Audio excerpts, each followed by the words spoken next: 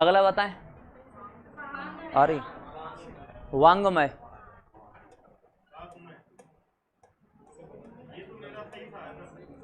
वांगमय। अगला ज्योत्सना,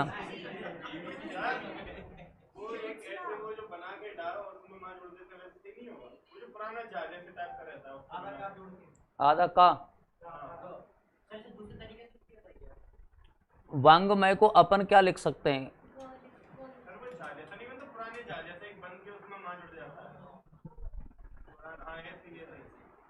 आप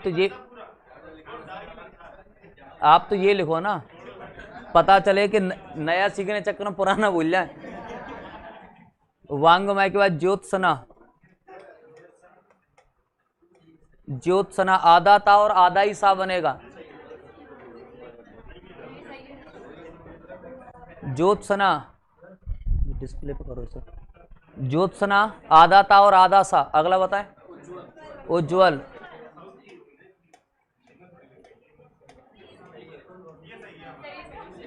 आपका भविष्य है ही ऐसा, क्या किया। अगला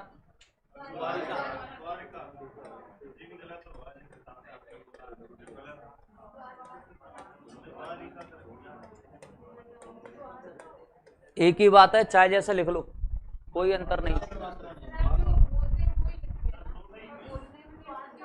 अपन गलत बोलते हैं, द्वारका होता, द्वारिका नहीं होगा। हाँ, अपन क्या है कि हम लोग बचपन से सुनते ही आ रहे हैं द्वारिका, लेकिन है द्वारका। हाँ, किताबों में आप देखेंगे रिकाई का प्रयोग किया गया, गलत है। यही तो अंतर सीखना है। देखो, कालिदास में हम ला के साथ छोटी की मात्रा का प्रयोग करेंगे, सामान्यतः जो गलती होती है आप लोगों से नहीं हो रही, बहुत अच्छी बात है। अहिल्या में भी हा के साथ छोटी की मात्रा का प्रयोग कतई नहीं करेंगे। कुमुदनी में क्या है, हम यहाँ पे छोटी की मात्रा का प्रयोग करेंगे, सामान्यतः कुमुदनी लिख देते हैं बिना ई की मात्रा के साथ में। उपरयुक्त को हम लोग सामान्य या आम बोलचाल में उपरोक्त पढ़ते हैं, जो कि क्या है, गलत होता है उपरोक्त। उपरयुक्त माने ऊपर जो लिखा है उसके बारे में आपको बताना है। हिरण्यकशिपु में क्या कश्यप जैसा भाव लगता है, तो हम लोग ऐसा लगता है शायद ये महाराज हो सकते हैं, ऐसा नहीं होगा, ये चीज गलत हो जाएगी। भुक्कड़ में जो भूखा है उसी का क्या भाव है। बांगमय, बांगमय आपको बताएंगे संधि विच्छेद हो जाता है, इसका वाक प्लस मय व्यंजन संधि है, आगे चल के संधि पढ़ेंगे तब बात करेंगे। ज्योत्सना आधा ता और आधा सा, ये बहुत जरूरी इंपॉर्टेंट शब्द है, क्योंकि आधा ता आधा सा दोनों आधे आधे। उज्ज्वल आप जानते हैं दोनों जा आधे बनेंगे। अगला बचा अपना द्वार का, या तो आप इसको वाक्य को संयुक्त करके लिख सकते हो दा के साथ में, नहीं तो हम अलग अलग करके भी लिख सकते हैं, कोई समस्या वाली बात नहीं है। ठीक है, एक ही बात है, यहाँ पे बस तोड़ के लिख दिया है, बस इतना सा अंतर है। ठीक है, चलेगा, आगे की बात देखें। नेक्स्ट पॉइंट पे आ जाते हैं। कल हम लोग जरा कहाँ पढ़ रहे थे बताइए। कोमल मुलायम, हाँ कोमल मुलायम, हाँ कहाँ पहुंच गए थे? पहली क्लास है। अपन कहाँ पहुंच गए थे? संयुक्त व्यंजन पढ़ रहे थे। अब क्या कीजिए, दुविधा में फंसा लिए।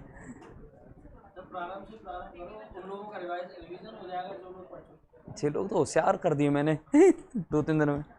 चलो फिर शुरू से पढ़ लेते हैं, और क्या है। आप लोगों को कोई आपत्ति तो नहीं है? नहीं तो MPPSC तरह आयोग में लगा दो, हमें भी आपत्ति है। तो चलो आज अपन पढ़ लेते हैं, और क्या पढ़ लेते हैं, जहाँ चल रहे थे वहीं से पढ़ लेते हैं। लगेगा तो फिर कल से आपके लिए कुछ ना कुछ विकल्प ढूंढा जाएगा, और अपन उसी पे फिर कार्रवाई करेंगे। अरे वो गारंटी मेरी है, जहाँ से आप आए हो, जहाँ बैठे हो, वहाँ से समझाने की गारंटी मेरी है। और नहीं समझ में आए तो फीस वापस। नहीं मतलब हिंदी वाली दिन कुछ नहीं है, हो सकता है एक आधे दिन का निकला हो।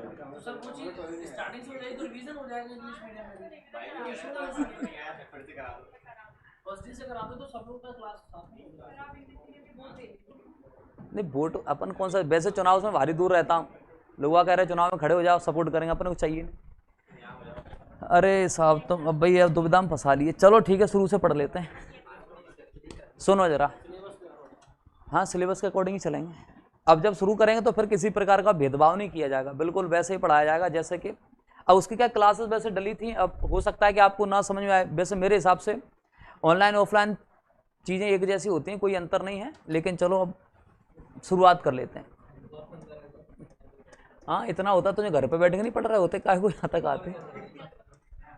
सुनिएगा साहब, वर्णमाला कोई समस्या नहीं, हम एक दो दिन और सोचेंगे कि साहब आनंद ले रहे थे, है ना। वर्णमाला है भी ऐसा ही विषय, ऐसा टॉपिक है कि वैसे समझने के लिए बात की जाए तो इस पे हम 1 महीने की क्लास चला लें वर्णमाला पे तो भी कम है, और इसको हम 3 दिन में पढ़ लें तो भी है, क्योंकि अपने सिलेबस में है नहीं।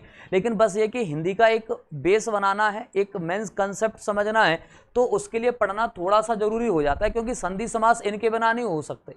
और अपने एग्जाम में सबसे बड़े देखिए मोटे मोटे अक्षरों में लिखा है संधि समास, एक एक बार नहीं 2-2 बार लिख दिए। सामान्य व्याकरण वो बार बार अपने आगे पीछे घूमेगी चीजें, है ना, चलेगा। हाँ तो शुरू करते हैं।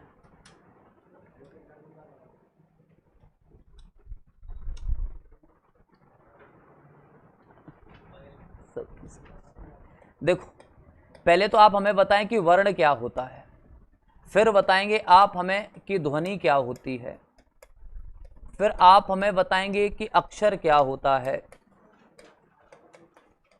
फिर आप हमें बताएंगे कि वर्णमाला क्या होती है, फिर आप हमें बताएंगे, क्या बताओगे, फिर आप हमें बताएंगे कि शब्द क्या होता है। ठीक है, इन सबसे पहले एक छोटी सी बात और समझ लेते हैं कि हमारा हिंदी व्याकरण का जो भाग या जो पोर्शन है, इसके बारे में हमें जो 3 चीजें मुख्यतः पढ़नी होती हैं वो कौन कौन सी हैं। सबसे पहले पढ़ते हैं वर्ण विचार, और फिर पढ़ते हैं हम लोग शब्द विचार, फिर पढ़ते हैं शब्द विचार, और फिर पढ़ते हैं वाक्य विचार। इन्हीं 3 पॉइंट के आसपास कहें कि हमारा पूरा व्याकरण घूमेगा, या हमें ये सारी चीजें पढ़नी होती हैं। सामान्य स्थिति में देखें कि वर्ण विचार, शब्द विचार, वाक्य विचार, उसके पहले एक और शब्द लिखा है व्याकरण। तो व्याकरण पता तो होना चाहिए। मास्टर साहब ने शुरू तो कर दिया, पहले ये तो बताओ ये है क्या चीज। ये तो वैसे आप भी जानते हैं व्याकरण क्या होता है, बताना जरा।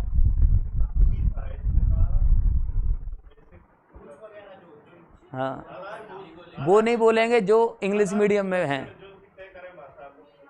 क्या साहित्य में, चलो ठीक है। अच्छी बात और एक आपके लिए बता दें कि आप जो भी बातें बताओगे उसमें 1% गलत नहीं होंगी। मैं क्या कह रहा हूं, गलत तो नहीं होंगे तो सही भी नहीं हो सकते। ये तो मैंने नहीं कहा कि सही होंगे, लेकिन मैं ये कह रहा हूं गलत नहीं हो सकते। आप लोग, आपके सामने जो भी प्रश्न दे दिया जाए, अभी हिंदी से लेकर के बाद बाकी सब्जेक्ट की बात नहीं कर रहा, लेकिन मुझे ये पता है कि आप उसमें गलत नहीं लिखेंगे, लेकिन सटीक लिखा है या जो मूल भाव है उसका आंसर वहां तक पहुंच पा रहे हैं वो मैं नहीं कह सकता, लेकिन आपकी बात गलत नहीं सिद्ध कर सकता। जैसे आपने कहा कि ये एक नियम है, मतलब इसके अंतर्गत नियम के बारे में बताया गया, सही बात है। व्याकरण में क्या है, शुद्ध बोलना, शुद्ध लिखना, शुद्ध पढ़ना, ये सब व्याकरण है। व्याकरण अपने आप में एक रूल बुक ही मान लो, जैसा आप बता रहे हैं, एक नियमावली मान लो। काय की नियमावली है, तो आप बताएंगे जहां शुद्ध वर्णों को लिखना, शुद्ध वर्णों का उच्चारण, शुद्ध शब्दों को पढ़ना और शुद्ध शब्दों का उच्चारण, ये सारी चीजें जहां हम सीखते हैं वह विषय क्या कहलाता है, व्याकरण। यानी कि शुद्ध लिखना, शुद्ध पढ़ना और शुद्ध बोलना, ये किसके अंतर्गत आता है, व्याकरण के अंतर्गत आता है। क्लियर बात है। तो हम जो भी चीजें पढ़ेंगे, अभी हम वर्तनी के लगभग 10 शब्द लिखे थे, ये 10 शब्द किसके हिसाब से थे, व्याकरण के हिसाब से। हमारे आम बोलचाल के हिसाब से क्या गलत थे, नहीं थे, क्योंकि हम तो बचपन से वो सारी चीजें हमें पढ़ाते आए और हम पढ़ते आए, फिर कैसे गलत है। लेकिन गलत होने का जो आधार है वो क्या है, व्याकरण के हिसाब से ठीक नहीं थे। क्यों, क्योंकि व्याकरण के कुछ अपने नियम होते हैं, तो इनके नियम के हिसाब से ठीक नहीं थे। ये कहता है कि हर चीज नियम के हिसाब से चलेगी, आपको उच्चारण भी करना है, आपको कुछ बोलना भी है, उसके पीछे भी नियम काम करेगा, आपको कुछ लिखना है, लिखने के पीछे भी नियम काम करेगा। कुछ लोगों का स्वभाव होता है कि लिखते तो चले गए ऐसे करके, अब इसके ऊपर क्या नहीं कर रहे, एक रेखा या लाइन नहीं खींच रहे, तो ये भी गड़बड़ वाली बात है। ये सब किसके अंतर्गत आते हैं, अपने व्याकरण के अंतर्गत आते हैं। यानी कि सारी चीजें नियम को फॉलो करके ही करना पड़ता है, चाहे पढ़ना हो, चाहे लिखना हो, चाहे बोलना हो। दूसरी बात समझिएगा कि आपसे अपने सामान्य ज्ञान की बात बता रहे हैं कि व्याकरण के संदर्भ में सबसे पहले जिस व्यक्ति ने या विद्वान ने चर्चा की थी उनका नाम है पाणिनि। आचार्य पाणिनि जी ने चर्चा की, इनकी रचना का नाम है अष्टाध्यायी। हम सब जानते हैं संस्कृत का पहला ग्रंथ जो व्याकरण के संदर्भ में लिखा गया उसका नाम क्या है? अष्टाध्यायी। ये हमें एक प्रेरणा देगा आपके सभी भाषाओं के व्याकरण बनाने के लिए। ठीक है, अब हम बात करते हैं अपने, अच्छा एक शब्द और समझ लो, अनेक शब्दों के एक शब्द में आप लोग पढ़ोगे व्याकरण का अध्ययन करने वाला क्या, या उसे क्या कहा जाता है, या उसे किस नाम से जानते हैं, तो आप कहेंगे उसे वैयाकरण कहते हैं। क्या कहते हैं? वैयाकरण कहते हैं। यानी कि ऐसा व्यक्ति जो व्याकरण का अध्ययन करेगा वो क्या कहलाता है? तो आंसर कर देंगे वैयाकरण कहलाता है। ठीक है, अनेक शब्दों के एक शब्द में आपको जब आप पढ़ोगे मिलेगा। हम लोग बात कर रहे हैं वर्ण विचार और शब्द, ये पूरा व्याकरण का एक भाग है। अभी हम इन सब के बारे में चर्चा करेंगे। फिलहाल अपन अभी जो मैंने ये नाम लिखे थे इनको समझते हैं। मुझे नहीं लगता कि आप लोग वर्ण से परिचित नहीं हैं, हम वर्ण को बहुत अच्छे से जानते हैं, लेकिन वर्ण से पहले हम लोग समझेंगे किसके बारे में? ध्वनि के बारे में। ध्वनि क्या है? ध्वनि कोई भी आवाज। हाँ, अब सुनो जरा कि अब बस इनको अपन क्या फटाफट सुन लेते हैं, नाम शायद कभी अपने काम में आ जाए। ध्वनि क्या है कि जब हम किसी भी तरह से कुछ बोल रहे हो या उच्चारण कर रहे हो तो हमारे फेफड़ों से आने वाली श्वास वायु, उस श्वास वायु से जो भी कंपन उत्पन्न होता है या उसी कंपन को क्या कह सकते हैं? ध्वनि कह सकते हैं। जैसे हम लोग बोलते हैं तो कहीं ना कहीं फेफड़ों से श्वास वायु बाहर निकलती है, तो उसी श्वास वायु के कारण जो विक्षोभ उत्पन्न होता है, इसी श्वास वायु के कारण जो विक्षोभ उत्पन्न होता है या कंपन कह सकते हैं, ये विक्षोभ या कंपन ही क्या कहलाता है? तो अपना आंसर हो जाएगा ये ध्वनि कहलाता है। सीधी सीधी बात है। ध्वनि मतलब क्या है? जब ध्वनि उत्पन्न होती वहां से तरंगें उत्पन्न होती हैं, तो ये विक्षोभ भी क्या है? ये कंपन क्या है? ये जो फेफड़ों से स्वर तंत्रियां जो हमारी हैं, यानी कि जिनके माध्यम से हम बोल सकते हैं, तो उनमें क्या होता है? विक्षोभ उत्पन्न होता है, और यही विक्षोभ क्या कहलाता है? ध्वनि कहलाता है। यदि आपने, हम लोग विश्व में सबसे पहले जब मानव सभ्यता का उदय हो चुका था, आदमी लगभग कई सारी चीजें सीख चुका था, लेकिन पढ़ना लिखना नहीं सीखा था, तब भी वो क्या कर सकता था? बोल सकता था। और अपने भाव विचार व्यक्त करने के लिए उसने एक माध्यम, एक मीडिएटर बना लिया भाषा में, मौखिक भाषा। मौखिक भाषा काफी पुरानी या प्राचीन है, किसके तुलना में? लिखित भाषा के तुलना में। क्योंकि लिखित के लिए हमें क्या होना चाहिए? पढ़ा लिखा होना चाहिए। माना कि आप लोग पढ़े लिखे हैं और पता चला कि साहब मैं कतई पढ़ा लिखा नहीं हूं, और आपने अपनी बात लिख करके मुझको दी, तो मुझे तो स्वाभाविक सी बात है कि आप जैसे किसी विद्वान व्यक्ति से पढ़ के सुननी पड़ेगी। और ऐसा पहले के जमाने में खूब होता था। आज से आप बात करें 30 साल 40 साल 50 साल पहले, कि पता चला कि किसी की पत्नी पढ़ी लिखी है, जॉब लग गई सरकारी, और पति बेचारा गांव में रह रहा है, और पत्नी ने पत्र लिखा किसके लिए? पति के लिए। अब बेचारा पति तो आपको पता ही है कैसा था, कम पढ़ा लिखा, तो कतई पढ़ा लिखा नहीं। डांके से कह रहे पढ़ दे भाई, डांके कह रहे अरे मैं कैसे पढ़ दूं, तुम्हारी पत्नी का पत्र है। अरे पढ़ दे, नहीं तो रखा ही रहेगा, क्योंकि खुद पढ़ा लिखा नहीं। तो भाई लिखित विचार को पढ़ने के लिए या लिखित जानकारी को पढ़ने के लिए व्यक्ति का साक्षर होना बेहद जरूरी है। यदि व्यक्ति साक्षर नहीं है तो नहीं पढ़ सकता। और अपन याद रखेंगे मौखिक भाषा में कोई समस्या ही नहीं है। हम देखते हैं कि जैसे एक टर्म आता है भाषा में, तो खैर उसका प्रयोग अपन करते हैं, लेकिन भाषा को पढ़ेंगे नहीं। जैसे बात करते हैं बोली के बारे में। बोली अपने भाषा की सबसे छोटी इकाई होती है, सबसे लघुत्तम इकाई कहते हैं बोली को। तो आप समझना, इसका प्रयोग ज्यादातर वे लोग भी कर सकते हैं कि जो निरक्षर हैं, यानी कि जो पढ़े लिखे नहीं हैं। क्योंकि हम देखते हैं किसी क्षेत्रीय स्तर पे सबसे ज्यादा प्रभाव हमको बोली का देखने को मिलता है, और इसमें ऐसे से ऐसे शब्द होते हैं कि अच्छे पढ़े लिखे उसका अर्थ नहीं समझ पाते। क्यों? क्योंकि ये सीमित दायरे में बोले जाने वाले शब्द हैं। उनको हम देशज कह सकते हैं, आंचलिक शब्द कह सकते हैं, भदेश कह सकते हैं, बहुत सारे शब्दों का प्रयोग करते हैं। अब अपन कहें कि हम तो इतने पढ़े लिखे हैं कि साहब तब भी तुम्हारे अर्थ नहीं समझ सकते, तो कोई बड़ी बात नहीं है कि पढ़ा लिखा होना जरूरी नहीं है। ये उनके क्षेत्र विशेष में प्रयोग में लाए जाने वाले शब्द हैं, ठीक है, इसलिए उनका हमें अर्थ नहीं पता। तो यही बता रहे हैं कि ध्वनि क्या है। ध्वनि आप बताएंगे, एक तो आप सामान्य सी बात याद रखेंगे कि बोलते समय जो श्वास वायु का विक्षोभ या कंपन है वो क्या कहलाता है? ध्वनि। दूसरी बात याद रखेंगे कि ध्वनि मौखिक रूप में हम ध्वनि का प्रयोग करते हैं, यानी कि मौखिक भाषा की मौखिक भाषा की सबसे छोटी इकाई कभी पूछता है, मौखिक भाषा की सबसे छोटी इकाई पूछेगा तो क्या बन जाती है, तो अपना आंसर हो जाएगा ध्वनि बन जाती है। क्या बन जाती है? ध्वनि बन जाती है। आपसे कभी बेसिक एग्जाम में शायद ना पूछे, लेकिन अपने सहयोगी मित्र पूछ सकते हैं कि हिंदी पढ़ना शुरू कर दी कि हाँ कर दी, तो बताइएगा कि मौखिक भाषा की सबसे छोटी इकाई क्या है, तो अपना आंसर क्या बन जाता है? ध्वनि बन जाता है। अब जरा समझना, यहीं से एक और चीज समझते हैं, ध्वनि के लिखित रूप को क्या कहते हैं? ध्वनि के लिखित रूप को क्या कहते हैं, ऐसा सवाल आया। तो अब जरा समझना, जैसे माना कि अभी हम लोग वर्तनी की बात कर रहे थे और वर्तनी में अपन ने बोला राम, मान लो थोड़ी देर के लिए अपन ने जैसे ही राम बोला, तो यहाँ पे क्या याद रखेंगे? यहाँ पे हम लोग याद रखेंगे कि राम जो है, राम मैंने बोला और आपने सुना। मैंने बोला, आपने सुना, आपने क्या किया? मैं बोलूंगा तो क्या उत्पन्न होगा, बताना जरा? ध्वनि। और इसी ध्वनि को सुन करके ही तो हम लिखेंगे, इसी ध्वनि को ही तो सुन करके लिखेंगे। तो ध्वनि के लिखित रूप को क्या कहते हैं? वर्ण कहते हैं। अब कैसे लिखेंगे ये भी समझ लो। आपको राम लिखना है तो पहले रा लिखा जाएगा कि नहीं, और फिर क्या ऐसे करके बड़ा आ और ये फिर मां, धीरे धीरे करके आपने सबको जोड़ दिया, एक पूरा शब्द बन गया। तो अब याद रखेंगे ध्वनि का लिखित रूप क्या कहलाता है, तो अपना आंसर हो जाएगा वर्ण कहलाता।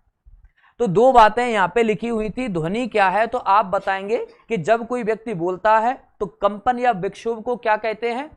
ध्वनि कहते हैं। या श्वास वायु से जो कंपन या विक्षोभ उत्पन्न होता है वो ध्वनि कहलाता है। फिर बात आती है वर्ण क्या है, तो वर्ण बताएंगे ध्वनि का लिखित रूप क्या कहलाता है, वर्ण कहलाता है। अब देखो क्या क्या सवाल बेसिक छोटे छोटे बन सकते हैं, तो आप याद रखेंगे, जैसे भाषा की सबसे छोटी इकाई, भाषा की सबसे छोटी इकाई, भाषा की सबसे छोटी इकाई, यहां पे आप बोली मत समझना, यहां पे हम वर्ण ही बताएंगे, ठीक है, वर्ण। और फिर पूछेगा लिखित भाषा की सबसे छोटी इकाई, लिखित भाषा की सबसे छोटी इकाई, लिखित भाषा की सबसे छोटी इकाई, तो लिखित भाषा की सबसे छोटी इकाई भी क्या बनेगी? वर्ण बनेगी। अब पूछेगा मौखिक भाषा की सबसे छोटी इकाई, मौखिक भाषा की, मौखिक भाषा की सबसे छोटी इकाई, मौखिक भाषा की सबसे छोटी इकाई, अब क्या आंसर कर दोगे? अब आंसर हो जाएगा ध्वनि। अब पहले एक बात बताओ, ये तीनों पॉइंट समझ में आए या नहीं आए? नहीं आए? कौन से में? लिखित भाषा की। क्यों भैया? ये तो ये बताया था ना, जैसे आप ध्वनि को सुन करके क्या करेंगे? लिखेंगे। अक्षर नहीं होगी, अक्षर सामान्यतः सिर्फ हम बोलचाल में प्रयोग करते हैं, लिखने में वर्ण का प्रयोग किया जाता है। अब जरा समझो, जैसे अपने को समझ में नहीं आया कि लिखित वाला कंसेप्ट नहीं समझ में आया, वो जरा समझना। जैसे किसी ने कुछ बोला तो उसके बोलने से क्या होता है? ध्वनि उत्पन्न होती है, ठीक है। माना मैंने, आपने कुछ बोला कि फलाना शब्द हमें नहीं पता कैसे लिखते हैं, लेकिन आप लिख के बताओ, तो मैंने सुना, और मैंने सुना और मैं उसे सुन करके क्या करना चाहता हूं? मैं उसे सुन करके लिखूंगा, तो मैंने उसको क्या किया? मैंने उसको लिखना शुरू कर दिया, ठीक है। अब आपने जैसे कुछ भी बोला, मैं मान रहा हूं कि आपने राम बोला, तो आपने जो बोला मैंने उसको एक एक करके लिखा क्या नहीं लिखा? तो आपकी ध्वनि को सुन करके मैं इसको क्या क्या करना शुरू कर दिया? लिखना शुरू कर दिया। तो सबसे पहले जो संरचना बनेगी वही संरचना क्या कहलाती? वर्ण कहलाती है। तो ध्वनि का लिखित रूप क्या बन जाता है? वर्ण बन जाता है। भाषा की सबसे छोटी इकाई, ना तो आपसे मौखिक पूछे ना ही लिखित पूछे, तब आप वर्ण आंसर करते हैं, और जब पूछेगा लिखित तो फिर से आंसर हो जाएगा वर्ण। जी आज क्या समय थोड़ा सा परिवर्तित हुआ, जगने का समय था 2। हाँ, लेकिन ये वर्णमाला के हिसाब से, क्योंकि वर्णमाला में जब कोई भी चीज नहीं देगा ना, जैसे मौखिक भाषा के आधार पर सबसे छोटी इकाई बताओ या लिखित आधार पर सबसे छोटी इकाई बताओ, ऐसा क्लियर नहीं देगा, तो हम उस स्थिति में वर्ण को मानते हैं। और क्लियर कर दिया कि मौखिक भाषा की सबसे छोटी इकाई तो ध्वनि है, और लिखित भाषा की सबसे छोटी इकाई वर्ण है, और भाषा की सबसे छोटी इकाई वर्ण है, ठीक है। ये तीन बोली भाषा, ये भाषा में पूछेगा, ये वर्णमाला में नहीं पूछेगा, वो भी सबसे छोटी इकाई है। लेकिन जैसे मैंने ये बताया ना, इन तीनों को एक साथ समझो। भाषा का कंसेप्ट अभी थोड़ी दूर रख दो, जैसे ध्वनि का सब, ध्वनि नहीं, यहां पे मौखिक भाषा लिखो, ऐसा समझो, मौखिक भाषा की सबसे छोटी इकाई लिखित भाषा की सबसे छोटी इकाई और भाषा की सबसे छोटी इकाई। जब ये 3 पॉइंट पूछेगा ना तो मौखिक में आपका आंसर क्या होता है? ध्वनि। लिखित में क्या करेंगे? वर्ण। अब वैसे ही सेम इसको भी आंसर वर्ण ही करेंगे। जब ऑप्शन में क्या देगा? ऑप्शन में देगा भाषा, बोली, विभाषा, उपभाषा, तब आप बोली आंसर करोगे। समझना? जब ऑप्शन में क्या आते हैं, जी वैकल्पिक परीक्षाओं के हिसाब से बता रहा हूं, जब ऑप्शन में क्या देगा? विभाषा दे, बोली दे, उपभाषा दे, राष्ट्रभाषा दे, तब अपना आंसर चला जाएगा कहां पे? बोली के लिए। और जब इनके अंतर्गत, इनके दायरे में रह करके पूछ रहा है तो अपना आंसर कहां जाएगा? वर्ण तक सीमित रह जाएंगे। ठीक है, तो ये छोटी छोटी बातें। अब एक बात और समझो, अक्षर। अक्षर सामान्यतः इसका प्रयोग करो, अक्षर का जो हम लोग प्रयोग करेंगे, इसका प्रयोग सामान्यतः हम सुनने के लिए ही करते हैं। जितनी भी ध्वनि, जैसे मैंने अभी तक जो भी चीजें बोली हैं, ये सारी की सारी अक्षर हैं। अक्षर को क्या नहीं कर सकते? कभी नष्ट नहीं किया जा सकता। हालांकि इसके संदर्भ में विद्वानों की अलग अलग बड़ी परिभाषाएं, अलग अलग विचार हैं सब विद्वानों के, उनके क्या मत हैं, क्या विचार हैं। तो सबसे पहले तो दो छोटी छोटी बातों को समझने की कोशिश करेंगे। विद्वानों ने कहा कि स्वर और व्यंजन को आपने जोड़ करके लिख दिया, वो अपने आप में अक्षर बन गया। स्वर और व्यंजन को यदि हम जोड़ करके लिख देते हैं तो वो क्या बन जाता है? अक्षर बन जाता है। ये वर्ण तो है, लेकिन सभी वर्ण अक्षर हो सकते हैं, ये प्रोबेबिलिटी वाली बात है, लेकिन ऐसा अनिवार्य नहीं है। लेकिन हम सभी अक्षर को वर्ण नहीं कह सकते। इसलिए हम एक बेसिक बात याद रखेंगे कि जितनी भी ध्वनि हम लोग सुनते हैं वो सारी की सारी कैसी होती? अक्षर के रूप में है। जैसे वो बेसिकली वो सब आपके वन टाइम में बोले जाए, जैसे आम, राम, आ, जा, ये सभी कैसी हैं? ये सभी अक्षर की ध्वनियां हैं। अब जैसे बात की जाए, कुछ विद्वानों का अक्षर के संदर्भ में ये मत है, एक छोटी सी डेफिनेशन बताई इन्होंने। क्या बताई? क्षरः न इति अक्षरः, न इति अक्षरः। यानी कि क्षर का अर्थ हिंदी मीडियम वाले जानते होंगे, क्षरण। क्षरण माने धीरे धीरे ह्रास या कमी। हाँ, डेप्रिशिएशन, इरोजन होता है। हाँ, चलो जो भी है। अब जरा समझो, जैसे अरे अरावली समझ लो आप। तो इसके लिए बस मुझे एक ही उदाहरण ठीक लगता है, अरावली वाला। अरावली आप जानते हैं सबसे प्राचीन है, धीरे धीरे करके उसके आकार में कमी होती जा रही। तो अब जरा समझो कि जिसके वर्ण को हम और तोड़ नहीं सकते और छोटा नहीं कर सकते, वो अक्षर है। तो क्षरः न इति अक्षरा, जिसका क्षरण ना किया जा सके, जिसको बदला ना जा सके, जिसे तोड़ा ना जा सके, वह क्या है? अक्षर है। ठीक है, तो अब जरा समझिएगा कि अक्षर सामान्यतः हम सुनने के विषय में प्रयोग करने वाली विषय वस्तु है। हम अक्षर को कुछ विद्वानों के हिसाब से स्वर और व्यंजनों का मेल भी कह सकते हैं। जैसे अपन ने यहाँ पे का और आ को मेल करके यहाँ पे क्या लिख दिया? क। ये भी अक्षर है, लेकिन इसका प्रयोग सामान्यतः उच्चारण में ही रहेगा। उच्चारण का मतलब मौखिक रूप में ही रहेगा। लिखित रूप में हम जब प्रयोग करते हैं तो वर्ण का रूप ले लेते हैं। किस रूप में आ जाते हैं? वर्ण के रूप में आ जाते हैं। ये बात हम याद रखेंगे। ठीक है, एक और बात समझते हैं यहाँ पे, जैसे ध्वनि और वर्ण के बाद में एक और बात समझते हैं। क्या था इसके बाद में? इसके बाद में था वर्णमाला, को बाद में समझेंगे, पहले शब्द को समझते हैं। जैसे आपको वर्ण के बारे में पता चल गया कि जब कोई व्यक्ति कुछ बोलेगा तो ध्वनि उत्पन्न होगी, उसी ध्वनि को यदि लिखित रूप प्रदान कर देते हैं तो वर्ण बन जाता है। आपने क्या किया? 2-3 वर्णों को एक साथ जोड़ने का प्रयास किया। हमने क्या किया? 2-3 वर्णों को एक साथ जोड़ने का प्रयास किया। इन 2-3 वर्णों को एक साथ जोड़ा तो जोड़ करके जो नई संरचना बनती है, इसको शब्द कहते हैं। लेकिन इसे भाई साहब शब्द तब कहा जाएगा जब इस बनी हुई संरचना से कोई न कोई सार्थक अर्थ निकले। क्या हो? कोई न कोई सार्थक अर्थ निकले, तब हम इसको क्या कहते हैं? शब्द कहते हैं। जैसे माना आपने लिख दिया, एक का व्यंजन लिया और एक मां व्यंजन लिया, इनको अपन ने जोड़ा और जोड़ करके कम कर दिया। बताओ इसका अर्थ जानते हो कि नहीं? सबको पता है। तो ये वर्णों का मेल है कि नहीं? वर्णों का मेल है। इससे कोई सार्थक अर्थ निकल रहा है? हाँ, बिल्कुल आ रहा है। दूसरी बात समझिएगा, जब इसको थोड़ा सा हम आगे पीछे कर दें और इसको ऐसे करके लिख दो तो ये क्या बन जाएगा? अब इसका क्या अर्थ है? अब ये सार्थक नहीं रहा, ये सार्थक नहीं है, ये निरर्थक बन गया। ये कैसा है? ये निरर्थक है। तो समझना, जो भी विषय वस्तु निरर्थक होती है उसका कोई भी महत्व नहीं होता, किसी प्रकार का महत्व नहीं होता। इसीलिए कहते हैं हमेशा अर्थवान बने रहिए, चाहे वो शब्द हो चाहे वो मनुष्य हो। जो भी व्यक्ति निरर्थक हो गया उसको चाहे घर वाले हो चाहे रिश्तेदार हो, सब उठा के ऐसे करके फेंक देते हैं, यदि आप अर्थवान हो, क्योंकि अर्थ का एक पर्याय होता है धन। और यदि आप वास्तविकता में अर्थवान हो तो दुनिया आपके आगे पीछे घूमेगी, क्योंकि आपका कुछ ना कुछ अर्थ निकलेगा। यानी किस अर्थ में आए हो मिलने के लिए, प्रयोजन क्या है, तो प्रयोजन बताया जाएगा। साहब कुछ भी समझ लो, लेकिन मदद आप ही कर सकते हो। क्यों? क्योंकि आप उस समय कैसे हैं, सार्थक हैं।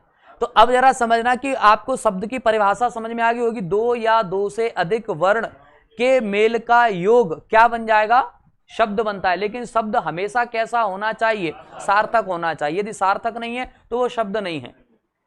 ऐसे ही एक छोटी सी परिभाषा और समझ लेते हैं। जैसे आपने लिखा, हमने दो या दो से अधिक शब्दों को जोड़ा, दो या दो से अधिक शब्दों को जोड़ा और इस तरह से बनी हुई संरचना को वाक्य कहते हैं। भाई क्या कहा जाता है, वाक्य कहा जाता है। अब हर प्रकार की संरचना को वाक्य नहीं कह सकते शब्द की तरह, लेकिन इससे भी क्या हो, ये वाक्य कब बनेगा, तो वाक्य तब बनेगा जब इससे कोई भावपूर्ण अर्थ निकले, तब तो इसका अपन कुछ ना कुछ कह सकते हैं कि हाँ सही बात है, कुछ सही बात लिखी हो। जैसे एक उदाहरण लिखा कि राम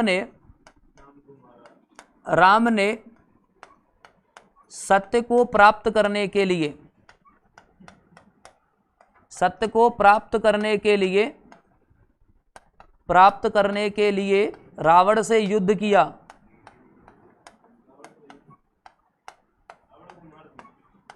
रावण से युद्ध किया, तो पहले युद्ध तो करवान दो, फिर अगले में। अब देखो जरा, अब जरा इसको पढ़ने की कोशिश करो जरा थोड़ी सी। राम ने सत्य को प्राप्त करने के लिए रावण से युद्ध किया। पहले तो अंडरलाइन कर लें कि ये सभी शब्द हैं कि नहीं, बताओ हैं कि नहीं, हैं तो बहुत अच्छी बात है। अच्छा, अब ये पूरा पढ़ने से कुछ ना कुछ अर्थ समझ में आ रहा है अपने को, कुछ कंक्लूजन समझ में आ रहा है, कर्ता समझ में आ रहा होगा, क्रिया समझ में आ रही होगी, सहायक क्रिया समझ में आ रही होगी, कारक चिन्ह समझ में आ रहे होंगे। मतलब सबका प्रयोग और सटीक प्रयोग है, एक पूरा का पूरा मूल भाव समझ में आ रहा है। ये सारी चीजें यदि हमें समझ में आ रही हैं, मतलब आपका लिखा हुआ वाक्य बिल्कुल सही है। इसका सब कुछ समझ में आ रहा है ना, बहुत अच्छी बात है। अब थोड़ी देर के लिए मान लो कि अब ये कुछ नहीं है, करने दो बार आ गए, ठीक है चलिएगा। से अब जैसे मान लो जो सर्कल में है, जो घेरे में है, उनको मान लो ये लिखे नहीं है। अब इनको हम पढ़ने की कोशिश करते हैं। राम सत्य प्राप्त करने रावण युद्ध किया, है तो शब्द लेकिन भावपूर्ण नहीं है। इसलिए कहा गया है कि हम जो भी मेहनत करेंगे, जो भी काम करेंगे, वो कैसी होनी चाहिए, रिजल्ट होना चाहिए उसका। भाई मेहनत का रिजल्ट हो, वाक्य का अर्थ हो, भावपूर्ण अर्थ हो, शब्द का भी अर्थ हो, तो समझ में आती है। नहीं तो पढ़ तो बहुत वर्षों से रहे हैं, कुछ मतलब नहीं, तो ऐसा फिर सब गड़बड़ अनर्थ वाली बात है। तो अब देखो कि आपको शब्द समझ में आ गया होगा, वाक्य समझ में आ गया होगा, वर्ण समझ में आ गया होगा। ये तीनों चीजें छोटी छोटी हैं, अपने को समझना है। बताओ वर्ण में, ध्वनि में और अक्षर में, शब्द में कोई समस्या है क्या? हो तो पूछ लेना, क्योंकि बाद में हो सकता है फिर घर जाके याद आए कि ये तो पूछ ही नहीं पाए। एक बार फिर से तीनों को चारों को सुन लो, है ना। वर्ण क्या है, तो आप बताएंगे कि ध्वनि का लिखित रूप क्या कहलाता है, वर्ण कहलाता है। ध्वनि क्या होती है, तो जब हम कुछ उच्चारण करें, मान लो कुछ उच्चारण करें, तो उच्चारण के समय जो श्वास वायु फेफड़ों से होकर जो बाहर निकलती है, तब जो विक्षोभ या कंपन उत्पन्न होता है, उसे क्या कहते हैं, ध्वनि कहते हैं। अब ध्वनि का ही लिखित रूप क्या बन जाता है, वर्ण। अच्छा अब जरा समझो, वर्ण आपकी छोटी इकाई है, आधार तो अपन बताएंगे लिखित आधार। भाषा, लिखित भाषा की सबसे छोटी इकाई वर्ण और मौखिक भाषा की सबसे छोटी इकाई ध्वनि, ऐसे याद रख लो। अब पूछेगा शब्द की क्या डेफिनेशन होगी, दो या दो से अधिक वर्ण आपस में मिलकर क्या बनाते हैं, शब्द। लेकिन कैसे होने चाहिए, सार्थक होने चाहिए। ऐसे ही हम किसकी बात याद रख लेंगे, वाक्य की। दो या दो से अधिक शब्द मिलकर जो नई संरचना बनाते हैं वाक्य, लेकिन इनसे हमेशा कैसा अर्थ होना चाहिए, भावपूर्ण अर्थ निकलना चाहिए। वो क्या बन जाते हैं, वाक्य बन जाते हैं। अब आओ जरा वर्णमाला पे। वर्णमाला की छोटी सी डेफिनेशन समझने की कोशिश करते हैं। क्या हम इसकी परिभाषा याद रखना है, अक्षर की बताई तो थी। अक्षर का प्रयोग हम करते हैं किसके रूप में? ध्वनि या ध्वनि के रूप में। अक्षर सामान्यतः सुनने का विषय है। दूसरी बात, आप ध्वनि की परिभाषा की अक्षर की? अक्षर की, हाँ। तो आप बताएंगे कि अक्षर का प्रयोग सामान्यतः स्वर और व्यंजन दोनों के साथ किया जाता है। ये सुनने का विषय माने श्रवण का विषय, सिर्फ सुनने योग्य ज्यादा ठीक है। और दूसरी परिभाषा जब लिखने के लिए आए तो लिख दो क्षरा न इति अक्षरा, माने अक्षर को क्या नहीं कर सकते? और छोटे रूप में नहीं लिख सकते, इसको नष्ट नहीं किया जा सकता। वो क्या कहलाता है? वो अक्षर कहलाता है। दो बातें याद रखो। वर्ण का, हाँ वही तो बताया, वर्ण को हम लिख देते हैं और जो कुछ हम अभी बोल रहे हैं वो सब कहीं ना कहीं अक्षर के अंतर्गत जाता है। ठीक है, ध्वनि बस एक जैसा ही है, दोनों में थोड़ा सा अंतर है वर्ण और इसमें। चलेगा, देखो जरा बस वर्ण को सुनो जरा। वर्ण और माला। माला मतलब क्या होता है? माला का मतलब आप कहेंगे सुव्यवस्थित, या किसी भी चीज को हम व्यवस्थित क्रम में या सुनियोजित करके रखते हैं, उसको कहते हैं माला। तो जरा समझते हैं कि वर्णमाला में क्या याद रखेंगे हम। यहां से याद रखेंगे जब हम वर्णों को एक वैज्ञानिक ढंग से, वर्णों को वैज्ञानिक ढंग से, और वैज्ञानिक ढंग का प्रयोग इसलिए किया जा रहा है, अभी बताएंगे। वैज्ञानिक ढंग से क्रमबद्ध और सुव्यवस्थित, क्रमबद्ध और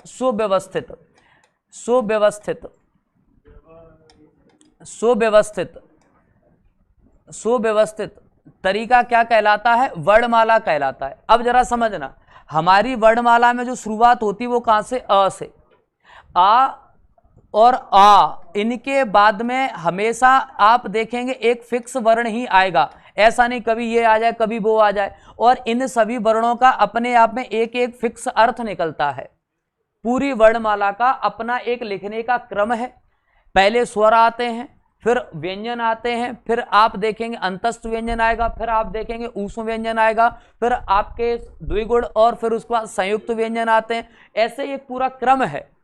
तो जब तक हम वर्णमाला को क्या नहीं करेंगे? क्रमबद्ध और व्यवस्थित रूप में नहीं सुनियोजित नहीं करते हैं या लगाते नहीं है, तब तक वो क्या नहीं बन सकती है? वर्णमाला नहीं बन सकती। तो वर्णों का वैज्ञानिक ढंग और या क्रमबद्ध और सुव्यवस्थित तरीका क्या कहलाता है? वर्णमाला कहलाता है। ठीक है, तो यही हम वर्णों को जब क्रम से एक तरफ से लगा रहे होते हैं, पहले स्वर व्यंजन जो आपको तरीका बताया, ये पूरी की पूरी क्या कहलाती है? वर्णमाला कहलाती है। हमारी वर्णमाला में जो वर्णों की संख्या है, अपनी वर्णमाला में जो वर्णों की संख्या है वो कितनी होती है? तो आंसर कर देना, 52 होती, 52 होते हैं। कितने होते हैं? 52 होते हैं। अगली बात देखो, लेकिन एक पॉइंट और समझ लो यहां से, जब बात हम लोग अपनी लिपि यानी कि देवनागरी लिपि की करते हैं तो यहाँ पे थोड़ी सी संख्या में हमें कमी देखने के लिए मिलती है, तब इनकी संख्या घट करके 48 हो जाते हैं। अब यहाँ पे जैसे बात की जाए कि 4 जो कम किए गए वो कौन कौन से किए गए, तो आप बताएंगे एक तो सरा और दूसरा, अरे थोड़ी जब बेचैनी होती ना तो गहरी सांस लिया करो, ठीक है, और पानी की बोतल पास रखा करो, बढ़िया धीरे धीरे एक एक घूंट सिप सिप करके पियो। आपको कुछ बताने नहीं, सब कुछ मैं बताऊंगा। हाँ, सुव्यवस्थित नहीं, बिल्कुल सही है। अब लो, तुम्हारा टेस्ट क्यों लेंगे? तुम्हारा टेस्ट तो सीधा आयोग लेगा। ठीक है, सुव्यवस्थित है, ऐसा करके लिखो। अगली बात देखो, तो अब क्या है, यहाँ पे कौन कौन से वर्ण अपन ने हटा दिए हैं या यहाँ देवनागरी में मान्य नहीं है। तो आपका एक तो सरा हो गया, दूसरा आप याद रखेंगे री, ये ऋषि, और दूसरा याद रखेंगे डा और ढा। जो पुराने हैं यानी कि इंग्लिश मीडियम वाले हैं उनको बताया ये कौन से व्यंजन है, ये अंडरलाइन वाले उच्छिप्त, हाँ उच्छिप्त या द्विगुण व्यंजन कहते हैं। ठीक है, तो ये हमने हटा दिए। ये 4 व्यंजन वर्ण जो हैं ये आपकी देवनागरी के हिसाब से शामिल नहीं है। तो अब हमने क्या किया, 52 में से यहाँ पे 4 वर्ण कम कर दिए गए, तो अब अपने पास रह जाते हैं 48। लेकिन जो दैनिक व्यवहार में सबसे ज्यादा प्रयोग में लाए जाने वाले वर्ण होते हैं उनकी संख्या 44 ही रह जाती है। दैनिक व्यवहार मतलब रोजमर्रा में जब उनका प्रयोग करते हैं, बोलते हैं, सुनते हैं, उनकी संख्या 44 रह जाती है, जिनमें से 11 तो आपके स्वर होते हैं और 33 आपके व्यंजन होते हैं। इनका प्रयोग हम लोग सबसे ज्यादा करते हैं। तो इस तरह से इनकी संख्या कितनी हो जाती है, अभी हम सबकी आपको 52 भी गिनाएंगे और आपको ये 33, 11 इन सबकी चर्चा करेंगे। आप लोग बेफिक्र रहिएगा। बस पहले शुरुआती बातें याद रखो कि वर्णों का जो क्रमबद्ध, व्यवस्थित या वैज्ञानिक ढंग से जो आपने सुनियोजित क्रम तैयार किया है, वही व्यवस्थित क्रम ढंग क्या कहलाता है, वर्णमाला कहलाता है। और वर्णमाला में वर्णों की संख्या होती है 52। ठीक है, अब हमसे कभी पूछेगा बताइएगा वर्णमाला में हम वर्णों को कितने भाग में बांटते हैं या विभाजित करते हैं, तो देखेंगे कि सबसे पहले वर्णों को 2 भागों में बांटेंगे, एक तो स्वर है, दूसरा व्यंजन। लेकिन तीसरे प्रकार का वर्ण भी वर्तमान में प्रचलित है, उसको भी पढ़ेंगे, लेकिन हम भेद तो इसके कितने याद रखेंगे, 2 याद रखेंगे। ठीक है, चलेगा। अगली बात देखो, जैसे कि बात की जाए यहाँ पे अपन देखते हैं कि वर्ण को 2 भागों में हम लोग डिवाइड कर लेते हैं, बांट लेते हैं। सबसे पहले जैसे आपने बताया स्वर है और दूसरा हम जानते हैं व्यंजन पढ़ते हैं, लेकिन वर्तमान में एक तीसरे प्रकार का वर्ण भी माना जाता है, इनको एक तरफ लिख देते हैं। इनका नाम है अयोगवाह। इनका नाम क्या याद रखेंगे साहब, अयोगवाह। क्या याद रखेंगे, अयोगवाह। ठीक है, तो इस तरह से आप लेकिन भेद तो 2 ही याद रखोगे, स्वर व्यंजन। और कभी लिखना भी हो ना परिभाषा के रूप में, तो वर्ण 2 प्रकार के होते हैं, स्वर व्यंजन, और तीसरा प्रकार माना गया अयोगवाह। ऐसे लिखा जाएगा। कैसे, वर्ण के 2 भेद होते हैं, स्वर व्यंजन, और तीसरा भेद या उपभेद माना गया है कौन सा, अयोगवाह। अयोगवाह में कौन कौन आते हैं, तो आपका आंसर हो जाएगा अंग और अह। अंग और अह आते हैं। इन दोनों को एक साथ क्या कहा जाता है, अयोगवाह कहते हैं। लेकिन अलग अलग की जब बात आती है तो अलग अलग भी याद रख लेना। इस प्रकार का चिन्ह यानी कि अंकी बिंदी हम लोग सामान्यतः बोलते हैं, अनुस्वार जिसे बोलते हैं, इसको कहते हैं अनुस्वार। अंकी बिंदी को क्या कहा जाता है, अनुस्वार कहा जाता है। ये बात याद कर लेना या रख लेना। इसको कहते हैं विसर्ग। इसको क्या कहते हैं, इसे कहा जाता है विसर्ग। कोलन डैश लग रहा है जी, अब है विसर्ग। ये बन गया आपका विसर्ग। ठीक है, अब जरा समझना, इसका उच्चारण हम लोग अह की ध्वनि में करते हैं। जैसे प्रातः, तो किस ध्वनि में किया जाएगा, अह की ध्वनि में इसका उच्चारण किया जाएगा। तो अयोगवाह आपके पास कितने हो गए, 2 वर्ण शामिल हैं, अंग और अह। अब पूछेगा अंग माने, अंग का वास्तविक नाम क्या है, अनुस्वार, और इसे क्या कह रहे हैं, विसर्ग। लेकिन जब दोनों को एक साथ आ गया तो नाम क्या हो गया, अयोगवाह। अब देखते हैं स्वर की बात करते हैं। ये तो अभी इनको और भी आगे पढ़ाएंगे थोड़ी देर बाद, पहले इन दोनों को कंप्लीट करेंगे अपन लोग, स्वर और व्यंजन को। तो स्वर का जरा संधि विच्छेद करते हैं, तो आप इसका संधि विच्छेद करके इस तरह से स्वा प्लस रा, 2 वर्ण विच्छेद कर लिया, 2 अलग अलग खंड में बांट लिया, तोड़ लिया। स्व का अर्थ होता है स्वतः, स्व का अर्थ क्या होता है, स्वतः। और रा का हिंदी में अर्थ निकलेगा वर्णमाला में ध्वनि। क्या अर्थ निकलता है, ध्वनि। और क्या, इससे बहुत सारे चीजें बन जाती हैं। जैसे आपको लग रहा होगा कि पता नहीं मास्टर वैसे तो नहीं फेंक रहे, ठीक है, जरा समझ लो, रा और, चलो ठीक है, आपने लिखा जैसे खर, यहां पे एक शब्द लिखा आपने, एक छोटा सा प्रैक्टिकल समझ लो।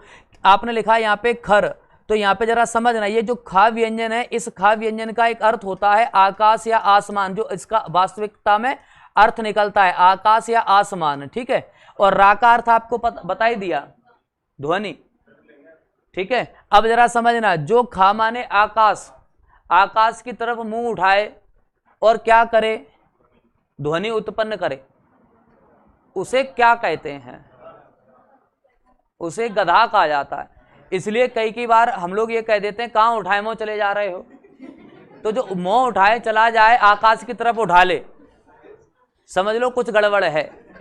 ठीक है, तो क्योंकि इसलिए कहते हैं क्यों जानवरों कैसी हरकत कर रहे हो, मुंह उठाए कहा चल रहा है, नीचे देखो, सड़क पे देखो, गड्ढे हो, गिट्टी पत्थर हो, कहीं लग जाए, कुछ हो जाए, तो मुंह उठा के नहीं चलना। मतलब आपको, क्योंकि ख और रा ये पर्याय गधा का है, किसका पर्यायवाची बन जाता है, गधा का। बहुत सारे ऐसे पर्यायवाची बन सकते हैं जिनको आप याद रख सकते हो। जैसे मैंने शायद बताया होगा आप लोगों को, ये बन जाता है खग, गा का अर्थ होता है गमन करने वाला, खा मतलब जानते ही हो आकाश, और गा मतलब गमन करने वाला, कौन बन गया, पक्षी। खग किसका पर्यायवाची है, पक्षी का है, ठीक है। ऐसे बहुत सारे पर्यायवाची बन जाते हैं, आगे अपन फुर्सत में कभी बात करेंगे, फिलहाल अपन लोग व्यस्त बहुत हैं, है ना। चलो देखो, स्वतः प्लस ध्वनि, तो स्वर की परिभाषा जरा सुन लो। वे ध्वनियां जो स्वतः या स्वतंत्र रूप से उच्चारित होती हैं, पहली बात, वे ध्वनियां जो स्वतंत्र रूप से उच्चारित होती हैं क्या कहलाती हैं? स्वर कहलाती हैं। स्वर के उच्चारण में हमें किसी अन्य वर्ण या ध्वनि की आवश्यकता नहीं पड़ती।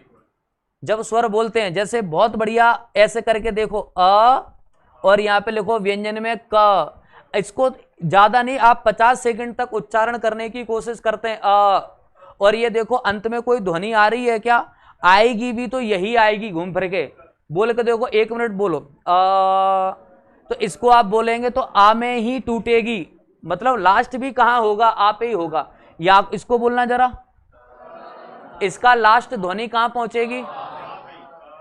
इसको थोड़ा सा खींचने पर ये अपनी, अब आप समझो ये स्वर पे आ जाती है, ऐसा समझ लो, ठीक है।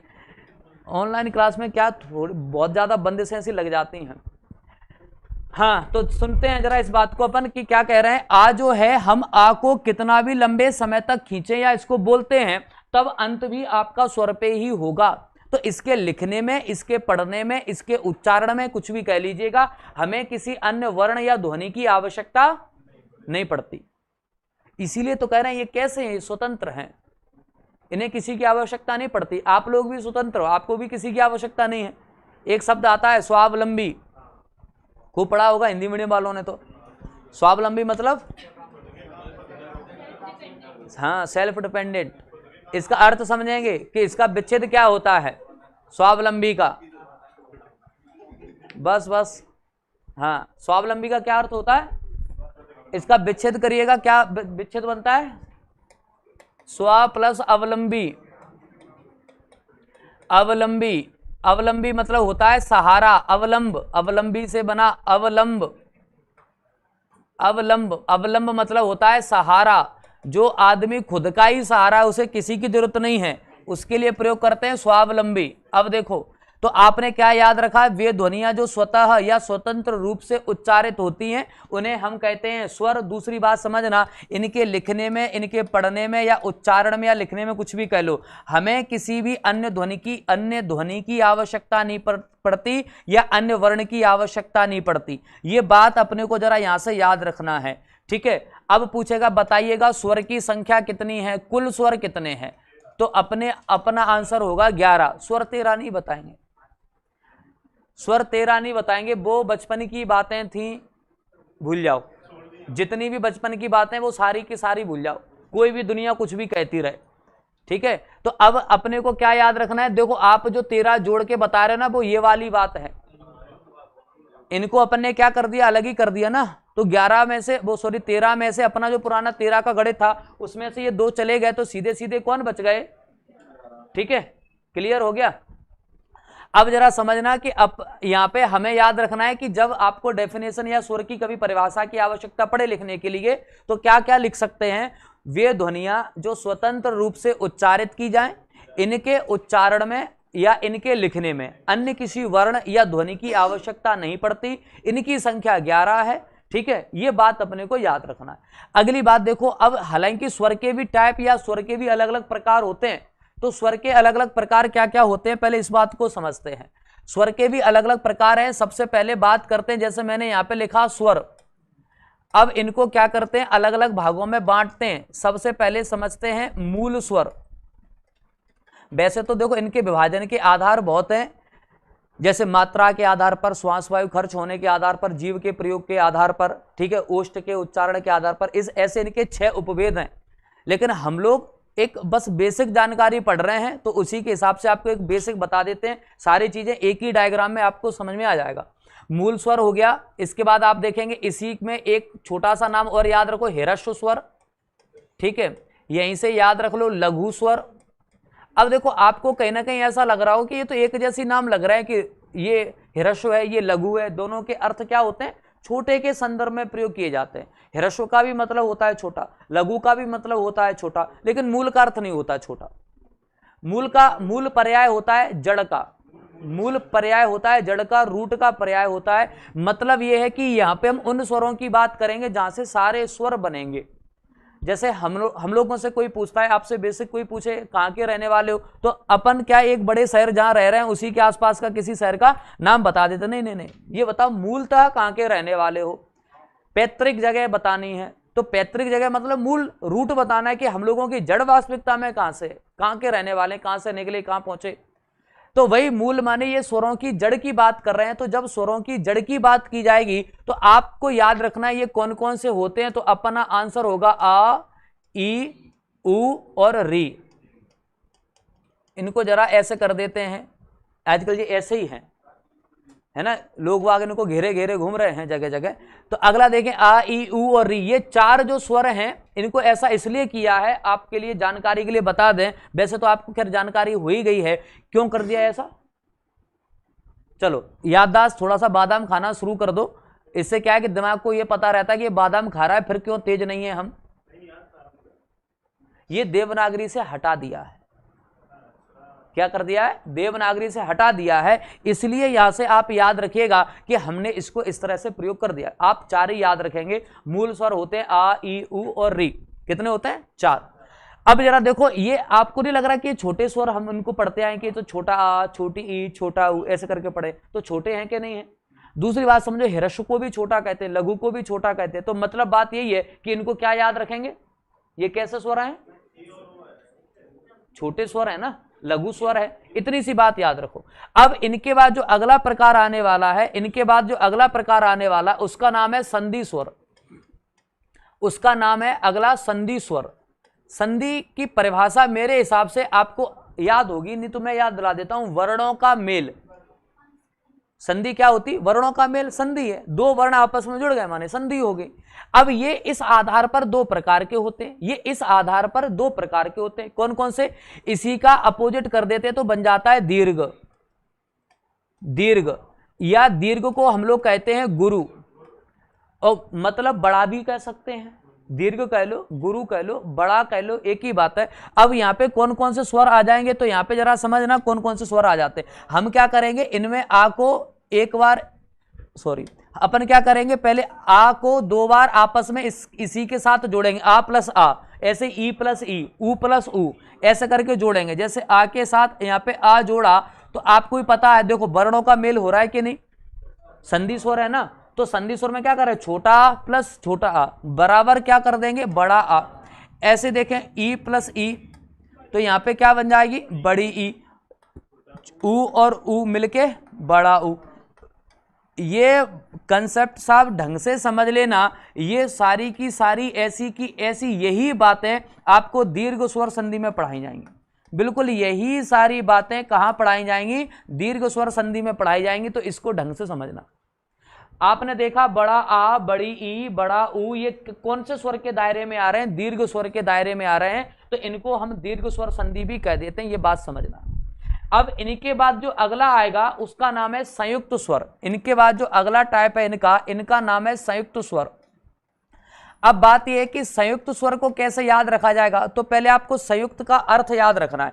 संयुक्त का मतलब क्या हो सकता है, संयुक्त का मतलब मिला हुआ, जुड़ा हुआ, है ना। जब दो अलग अलग विषय वस्तुओं को हम आपस में जोड़ देते हैं, अलग अलग सोर्स की चीजों को आपस में जोड़ देते हैं, मिला देते हैं, मतलब क्या कर दिया, संयुक्त कर दिया।